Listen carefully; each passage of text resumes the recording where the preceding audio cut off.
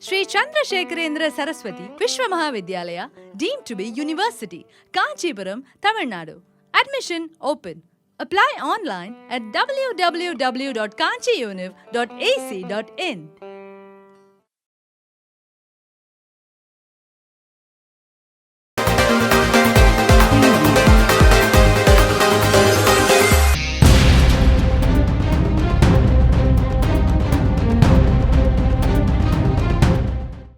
జనం సొమ్ముతో సోకులు వెలుగు చూసిన ఏలూరులోని కోఆపరేటివ్ అర్బన్ బ్యాంక్ మరో నిర్వాహకం. దీనికి తందానా అంటే తానా అంటున్న బ్యాంక్ అధికారులు. పాలకవర్గం బరి తెగింపుపై ఖాతాదారుల విస్మయం.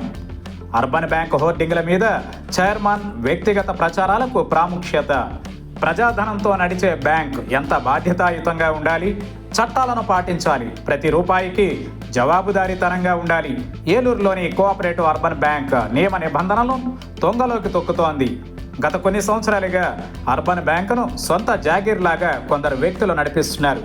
వీటిపై ప్రభుత్వానికి ఫిర్యాదులు వెళ్లాయి, విచారణ జరుగుతోంది. అయినా ప్రస్తుత పాలక వర్గం ధోరణితో మరో దుస్సాహసానికి ఒడిగట్టింది.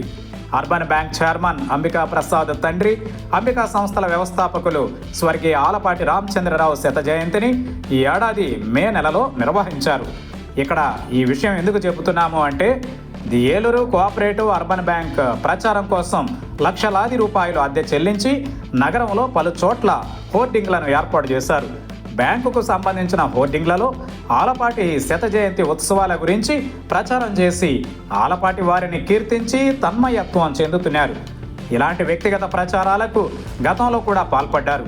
ఈ హోర్డింగ్లను బ్యాంక్ అవసరాలకే వాడాలి, కానీ ప్రస్తుత పాలకవర్గం అధికారులు బ్యాంకుకు సంబంధించిన హోర్డింగ్లను చైర్మన్ వ్యక్తిగత ప్రచారాలకు ఉపయోగించడం పట్ల పలువురు ఖాతాదారులు విమర్శిస్తున్నారు.